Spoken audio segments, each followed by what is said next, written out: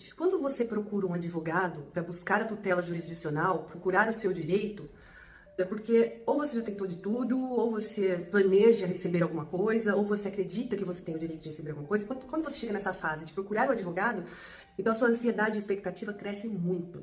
Mas como advogada, eu declaro para vocês que eu fico muito mais na expectativa do que cada um dos meus clientes. Isso mesmo. A partir do momento que eu pego uma demanda para fazer, quando meu cliente chega com uma demanda e de repente vai acontecer dessa demanda virar um processo mesmo, a minha expectativa como advogada cresce muito mais, porque é o momento que meu trabalho será apresentado ao sistema judiciário. É o momento que eu vou verificar se meu trabalho está sendo bem feito, que meu trabalho vai ser apreciado. O processo é do cliente, mas o trabalho é do advogado. O advogado tem que saber o que ele veio fazer ali no judiciário, tem que saber quais são os requerimentos, se o cliente tem direito, se o cliente não tem direito, trazer na demanda, trazer lá para o judiciário todas as possibilidades que o cliente tem e provar isso. Provar. Lógico, quem trará as provas, quem trará a documentação é o cliente, mas é o advogado que tem que transformar tudo aquilo num pedido válido para o judiciário, porque se não fizer certo, não vai conseguir nada. Então a minha expectativa como advogada é muito maior do que a expectativa dos meus clientes. Isso. Além da nossa parte ser essa de trazer os requerimentos para o judiciário, ela não é só essa parte, não é só isso, não é simples assim. O cliente traz, nós apreciamos a demanda e colocamos no judiciário e pronto. Não, não é apenas isso. Ele envolve muitas outras questões, envolve muitas outras dificuldades. Quando o cliente chega até no escritório para trazer a sua causa, nós passamos para uma análise dessa demanda. Após essa análise, a gente faz uma previsão de tudo o que pode ou não acontecer e de tudo que a gente vai precisar também. Porque o advogado ele tem que ter essa experiência de fazer essa previsão para não fazer um cliente entrar numa demanda sem sentido, tá? Porque a gente não está aqui para litigar a qualquer custo. Não, é o meu trabalho é estar no judiciário a todo momento. É esse o meu trabalho. No entanto, nesta análise que a gente faz, é justamente para a gente verificar se a demanda é justa, tá? Porque, às vezes, o advogado vê que a parte não tem direito, vê que a parte está pedindo coisas impossíveis e absurdas, e apenas para ganhar honorários, ele entra com a demanda. Isso, para mim, é uma extrema má-fé. Eu olho para o cliente, eu verifico se ele tem o direito, a possibilidade, faço essa previsão, então eu aceito pegar a causa, tá? Porque eu prefiro 1000 vezes ter a certeza de que aquele cliente é passível de um direito do que simplesmente pegar qualquer processo para receber honorários, porque vai ficar muito pior depois para mim. Porque o cliente pode perder, se o cliente não for beneficiário da justiça gratuita, vai ter que pagar custas, vai ter que pagar sucumbência, e aí vai ficar chato pra gente, porque aí o advogado pegou o processo e perdeu, então, assim, nós fazemos uma previsão. E esse é o papel do advogado. Tem que sim fazer essa previsão para que o cliente não seja pego de surpresas desagradáveis. Então, todas as vezes que chega um cliente até o escritório, eu procuro passar para ele todos os prós e os contras. Todos. Às vezes eu passo até mais contras do que prós, porque, como eu disse, a advocacia é um meio, não é um resultado. Nós não estamos aqui para oferecer um resultado para o cliente, nós estamos aqui para ser um meio de resolução dos conflitos, um meio deles conseguirem a tutela jurisdicional. Então é muito importante esse papel inicial do advogado, de fazer uma previsão, de analisar a documentação, de analisar o caso, para verificar se é possível demandar. Porque, pessoal, mesmo fazendo essas previsões e tendo este cuidado com o cliente, com a demanda do cliente, muitas vezes coisas imprevisíveis acontecem. Muitas vezes surpresas desagradáveis acontecem, mesmo fazendo as previsões. Então imagina se não fizéssemos as previsões. Imaginem se nós não tivéssemos esse cuidado com o cliente. Por isso eu resolvi vir aqui hoje fazer este vídeo para explicar a vocês como funciona o nosso trabalho de advogado. Mas eu não vou detalhar muito, eu vou explicar resumidamente até o momento que chega ao judiciário, até o momento que a sua demanda vai ser levada ao judiciário. E para vocês entenderem o nosso trabalho, porque muitas vezes o cliente chega e pede e acha que é fácil e fica ligando para ver se já entramos com o processo. E não é assim que funciona. Às vezes eu não faço um processo em 3 dias, em 1 semana. Porque, como eu disse, eu analiso a documentação, verifico os direitos do meu cliente, faço uma previsão do que pode ou não ocorrer. Tá? Eu não faço promessas, como eu disse, eu não faço promessas, mas eu faço uma previsão. Ao fazer essa previsão, eu fico mais segura do que eu estou fazendo para o meu cliente e meu cliente sente mais segurança em me contratar. Então não tem como fazer um processo em 3 dias, tá? Se você é um advogado que faz em 3 dias, parabéns. Eu não faço em 3, 4 dias, 1 semana. Porque, em primeiro lugar, nós temos aqui, nossa equipe, tem uma equipe que pesquisa as jurisprudências do caso. Na análise do processo eu já faço isso. Se o cliente já me passa um resumo do caso, a primeira coisa que a gente faz aqui no escritório é pesquisar as jurisprudências, pra gente ver os casos, como estavam sendo julgados daquele tipo de demanda. Então isso demora, porque são muitas pesquisas que a gente faz. Eu não faço uma pesquisinha, pego uma jurisprudência e já resolvo fazer a demanda. Não, a gente pesquisa para ver todos os tipos de decisões e como essas decisões declinaram nesses processos. Por que elas ocorreram? Porque às vezes é uma decisão errada. Tem muitas decisões erradas. Às vezes o pedido era certo e a decisão era errada. E aquele advogado já está numa fase recursal. E nós vemos que de repente a fase recursal muda aquela decisão. Então nós temos que entrar né, nessas jurisprudências, pesquisar como está sendo julgado, como está sendo pedido pelos colegas. Eu não vejo só a jurisprudência. Quando eu pego uma jurisprudência, eu entro no processo. Porque no processo eu vou ver como que aquele colega pediu, por que foi negado. E já aconteceu, por exemplo, de eu ver um colega perder uma liminar, e aí eu observo o jeito que ele pediu não estava certo. E faço do jeito certo. E eu consigo eliminar. Então é imprescindível essas pesquisas. Tá? Isso não são cópias, você vai pesquisar para ver como está sendo decidido e como está sendo pedido. Porque se foi pedido de forma incorreta e foi negado, você vai poder pedir da forma correta. Se foi pedido de uma forma e você estava pensando em pedir de outra forma, mas daquela forma foi deferido, uma liminar, por exemplo, você não tem por que mudar. Você procura fazer da forma que foi deferido, para que você também consiga esse retorno jurisdicional. Isso pode acontecer de uma demanda não ter sentido para estar ali no judiciário. Vou dar um exemplo. Nós aqui no escritório fazemos muitas ações de consumidor, direito do consumidor. O que acontece? Muitas vezes o cliente vê lá no nosso site que nós tratamos de direito do consumidor, rapidamente liga aqui e fala: ai, minha fatura do cartão veio me cobrando uma anuidade e eles disseram que não ia me cobrar. E agora me cobraram, eu paguei 5 parcelas e eu quero de volta as parcelas. Nesse caso, não compensa entrar com uma ação judicial, pessoal. Não compensa entrar com uma ação judicial porque é pouca coisa para um caso. Você entendeu? Você vai movimentar a máquina judiciária por causa de 5 parcelas de anuidade? Primeiro, eu oriento o cliente a ligar no atendimento do cartão, tá? Liga no setor de relacionamento do cartão, informa que você você ia ser isento da anuidade. Ah, mas eu já liguei e não deu certo. Então vamos fazer assim, nosso escritório pode entrar com uma reclamação para você no Procon. Aí a gente cobra os honorários daquilo, mas a gente também dá a possibilidade do próprio cliente fazer. Mas você também pode fazer por sua conta, entra no site do Procon ou vai até o Procon, mas tem cliente que prefere fazer pelo advogado, aí a gente entra e representa aquele cliente no Procon. Na maioria das vezes, esses casos não saem do Procon. Lá no Procon mesmo, que é um órgão que possibilita uma excelente resolução de conflitos de consumidor, já resolve lá esse caso. Então o cliente não precisa mais se preocupar, não tem por que litigar no judiciário. Eu não estou aqui para litigar a qualquer preço. Porque imagina, gente, eu vou cobrar para um cliente no judiciário 5 parcelas de anuidade, não vai nem compensar para ele os meus honorários. Porque quanto que eu vou cobrar de honorários? Vamos supor que está cobrando 5 parcelas de R$100 do cliente. Meus honorários é mais caro do que isso. Então para esse cliente já não compensa.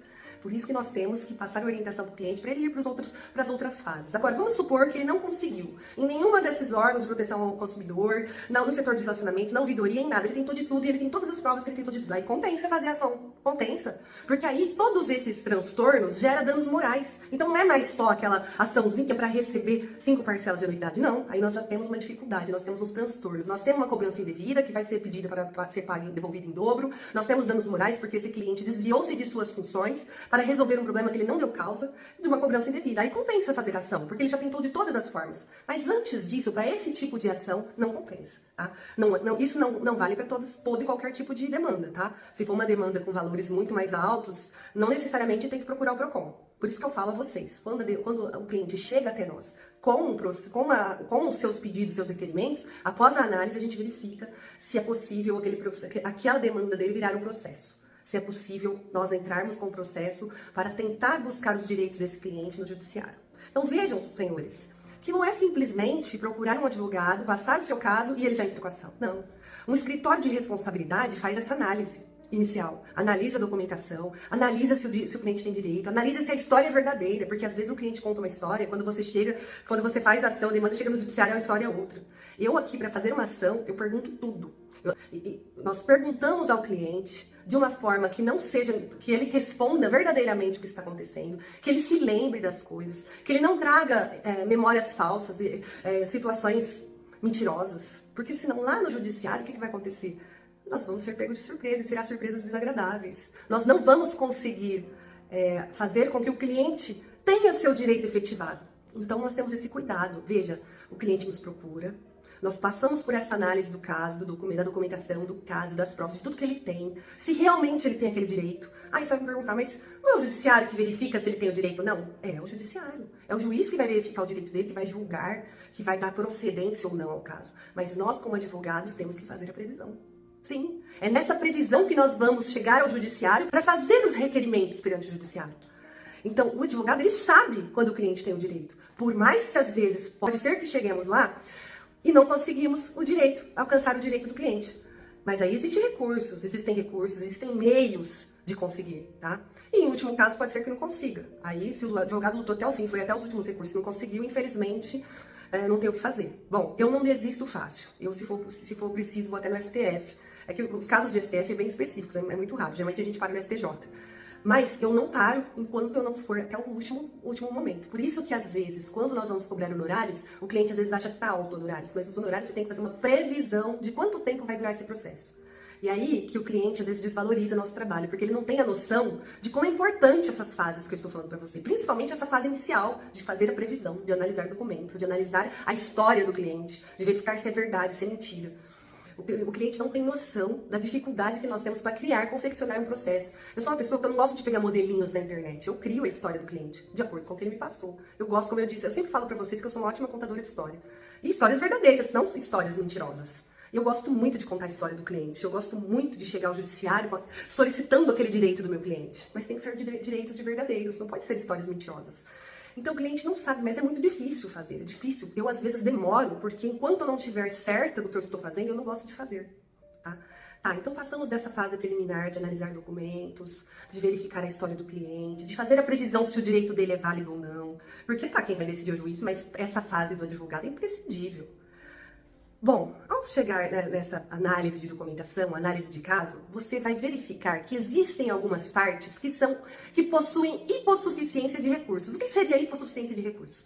Não possuem condições de arcar com um processo judicial, não possuem condições de pagar custas processuais, não possuem condições de demandar judicialmente. Inclusive, tem pessoas que não vão até um advogado, não vão até o judiciário, porque não possuem condições e simplesmente deixam seu direito. Deixa pra lá, seu direito não busca tutela jurisdicional por falta de recursos. Esses recursos que as pessoas às vezes não tem nada a ver com honorários do advogado. O honorários do advogado é o salário que você vai pagar pro seu advogado. É um salário que você vai dar pro seu advogado. Vai lá, verifica quanto que ele cobra pra você, pra trabalhar pra você, pra te prestar um serviço de advocacia, e você paga o seu advogado. Essas custas no judiciário são coisas à parte. São valores que você vai ou não gastar à parte. Como eu disse, existem pessoas que, quando analisamos a documentação, quando analisamos a história do caso, analisamos a vida da pessoa, nós, nesta previsão, verificamos que aquele cliente ou aquela cliente não possui recursos financeiros para arcar com o processo judicial. Às vezes até a pessoa tem o dinheiro para nos pagar de honorários, porque ela precisa estar em juízo, mas não tem dinheiro para pagar as custas processuais. E uma coisa não tem nada a ver com a outra. Mesmo porque existem processos que há de êxito, ou seja, nós só vamos receber se o cliente tiver êxito. Então, às vezes o cliente nos procura uma ação de consumidor, uma ação que pode ser que ele vença ou não, nós podemos fazer, você dá uma porcentagem se você vencer. Mas para nós fazermos isso, não esqueçam, temos que fazer a previsão. Eu não simplesmente entro com um caso já esperando que eu vou receber alguma coisa, porque eu busco os direitos dos clientes. Eu não estou buscando simplesmente honorários, estou buscando os direitos. E dentro daqueles direitos, eu vou receber meus honorários. Então, ao verificar que essa parte que nos procurou é hipossuficiente de recursos, nós passamos para ela a possibilidade de ela ter reconhecido pelo juízo o direito às benesses da gratuidade processual. O que seria? O juiz concede o benefício da justiça gratuita para que ela tramite o processo dela de forma gratuita.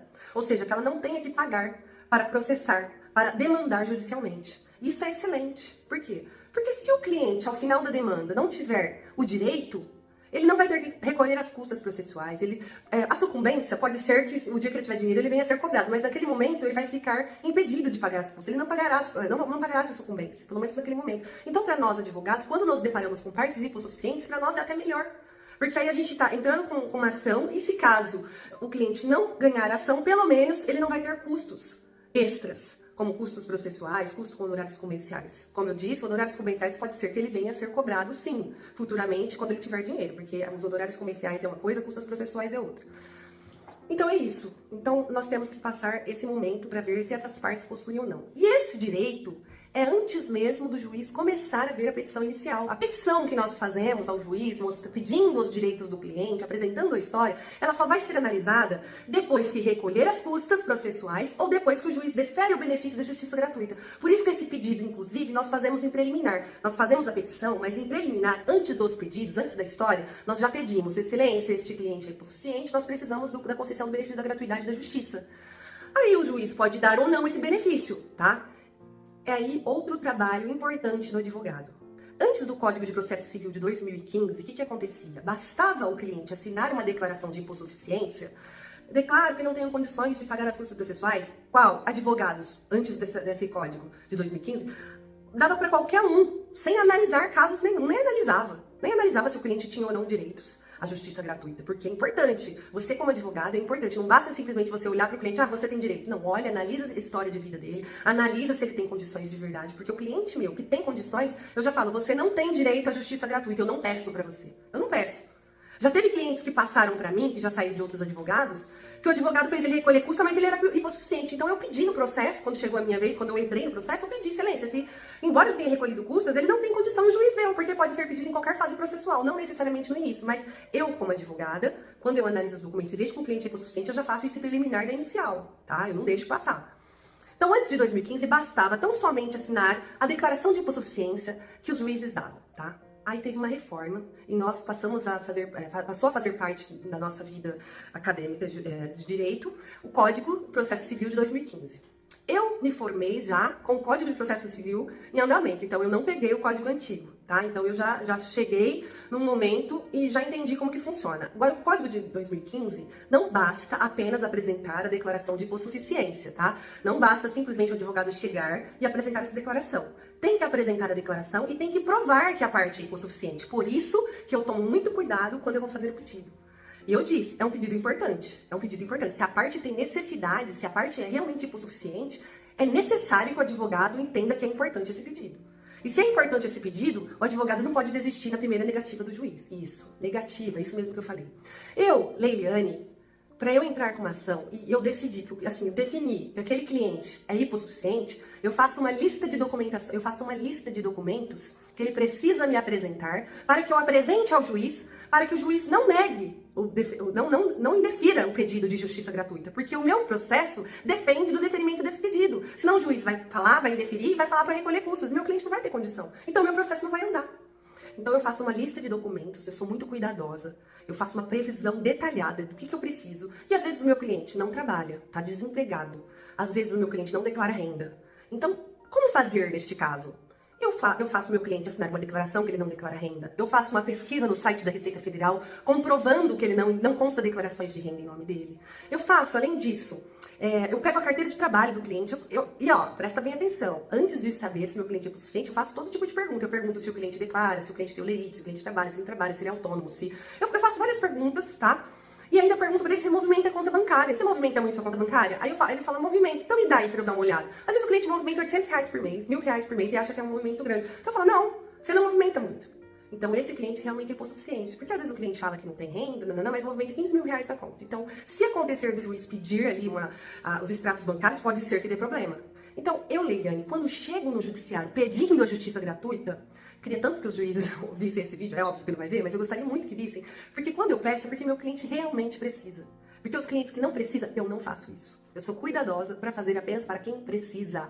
Porque eu morro de medo de fazer algo que não é certo e aí o negócio vai ficar sem andar por causa de uma mentira. Então eu só faço para quem precisa. Eu apresento farta documentação, escrevo certinho para o juízo como que meu cliente precisa. Tá? Aí parece fácil ainda pra vocês o processo? Não, eu já te falei de várias coisas que eu tenho que fazer aqui. Eu tenho que fazer a pesquisa, eu tenho que conversar com o cliente para ver se o caso dele vale. Eu tenho que fazer uma pesquisa para ver como estão sendo julgadas aquele tipo de ações. Eu tenho que, depois que eu verifiquei isso, que eu analisei que eu vou pegar o caso, eu tenho que recolher toda a documentação e tem que estar certa, porque senão eu não faço o processo. Eu não quero entrar para perder, porque se o cliente tem um direito, ele tem que ganhar. Vocês concordam comigo? Então, após fazer toda essa análise, vocês viram que não é fácil. Por isso que não tem como entrar com o processo em 3 dias. Entra lá, pega um modelinho lá, já vi colega meu. É só fazer um modelinho ali, né? Eu não trabalho com modelinhos. Eu trabalho com uma ação feita por um escritório de advocacia que leva a sério a profissão, tá? Após fazer isso, ainda tem essa parte que a gente analisa para ver se o cliente é hipossuficiente. Quando o cliente é hipossuficiente, então a causa se torna mais difícil, porque eu vou ter que fazer esse pedido com muito cuidado, apresentando documentação. Geralmente, quando nós caímos em várias das quais os juízes leem as petições e observam a documentação que foi apresentada, geralmente a gente consegue o deferimento do pedido da justiça gratuita. Então o juiz fala, defira o benefício da justiça gratuita ao autor.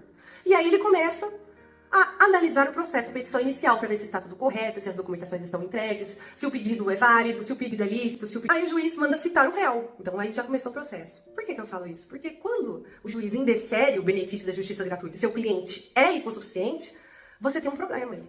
Você tem um problema. Porque como você vai falar para uma pessoa que é hipossuficiente recolher custos se ele não tem como pagar? E o juiz foi lá, indefiro o benefício da justiça gratuita, dou 15 dias para que o autor recolha as custas. Mas ele não tem dinheiro, ele não tem como, ele não pagou nem nossos honorários, é uma ação de êxito. Nós vamos ganhar um percentual do que ele vir a receber, se caso ele tiver o direito dele reconhecido. É um cliente completamente insuficiente. Você, como advogado, simplesmente vai desistir? Não. Em primeiro lugar, eu tenho toda a documentação para comprovar. Eu tenho a história verdadeira do meu cliente. Eu analisei o caso. Tá tudo certo para ele conseguir aquele benefício. O juiz indeferiu? Certamente se indeferiu é porque não leu a petição inicial. Essa semana eu postei aqui para vocês uma foto escrito: eis a prova de que ninguém lê as petições. Tem muitas varas que o juiz não lê as petições. Sinto muito. Se alguém quiser me condenar porque eu estou falando isso, eu não me importo, mas é verdade. Eu, nesses 5 anos de profissão, eu vou falar que metade das varas que os meus processos caem, não me parece que lê as petições. Assim, se você perguntar quais juízes que lê, eu falo de algumas varas, não vou falar aqui, mas tem algumas varas que eu tenho certeza que o juiz lê. Inclusive, quando meu processo cai naquela determinada vara, eu fico feliz, eu fico aliviada. Eu fico aliviada, porque eu falo, certeza que meu processo será julgado com justiça, será apreciado, o juiz se importa com a causa, se importa com a profissão que ele desenvolve, tá? Agora, eu tenho caído numa vara, que inclusive é a vara daquela fotinha que eu postei pra vocês. Eu caí consecutivamente 3 processos naquela vara. Eu tô com um processo na fila pra protocolar, que eu tô com medo. Tô com medo de cair de novo nessa mesma vara. Pra vocês terem uma ideia, os 3 petições minhas são com tutelas de urgência. São pedidos liminarmente para tutelas de urgência antecipada, para que o juiz conceda alguma coisa em caráter liminar. Então, por exemplo, o cliente está sendo cobrado de parcelas de um contrato de financiamento. Eu peço liminarmente para que o juiz suspenda as parcelas, porque aquilo está causando prejuízo, então enquanto o processo estiver tramitando, que o juiz suspenda liminarmente as parcelas. Tá? Esse juízo, que meu processo está caindo reiteradamente, demora mais de 1 mês para analisar a minha tutela. E eu vou ser bem sincera. Sabe quando ele analisa? Quando eu mando um e-mail para o cartório. Porque o certo, quando demora tanto assim, o certo é você já ir na corregedoria. Só que quem quer fazer isso para ser mal vista no judiciário? Ninguém. Eu não. Então o que eu faço? Eu visto minha carinha de pau, como eu sempre digo para vocês, faço um belo e-mail todo educado, mando pro cartório e falo, por favor, os meus clientes estão esperando. Aí vai para conclusos para despacho. Então, meus processos, 3 processos meus caíram nessa mesma vara, que é a mesma que eu postei a fotinha. Pessoal, eu coloquei toda a documentação, os meus clientes são hipossuficientes. Eu não estou acreditando simplesmente no meu cliente, eu analisei o caso, eu analisei os recursos dos meus clientes, eles não têm como. Eles têm direito ao benefício da justiça gratuita e por isso eu apresentei farta documentação. Olha o trabalho que eu tive. Então, esse trabalho do advogado é muito importante que vocês, clientes, saibam como é difícil, como é um trabalho difícil, cansativo. E agora, aí primeiro que o juiz, aquela fotinha que eu mandei pra vocês, eu fiz a petição, a cliente está desempregada, a cliente não tem olerites, a cliente não declara renda. Gente, por óbvio, se você está desempregado, como que você vai declarar renda? Você está desempregado. Você está desempregado, como que você declara uma renda? Eu apresentei farta documentação, carteira de trabalho. Aí o juiz pediu aquilo. Eu mandei, requer que apresente declaração de renda e último olerite para verificar se ela é beneficiária de justiça gratuita. Eu tinha apresentado tudo já. Você vê que você cai numa vara que o juiz não lê, ele está pedindo coisa que você já apresentou. Fiquei revoltada. Até fiz aquela postagem da foto, fiquei revoltada. Aí o que eu fiz? No outro dia, eu apresentei tudo de novo. E vocês não vão acreditar. Quando foi hoje, saiu a decisão indeferindo o benefício da justiça gratuita. Como eu disse pra vocês, é muito importante esse pedido quando o cliente não tem recursos. A minha cliente não tem recursos.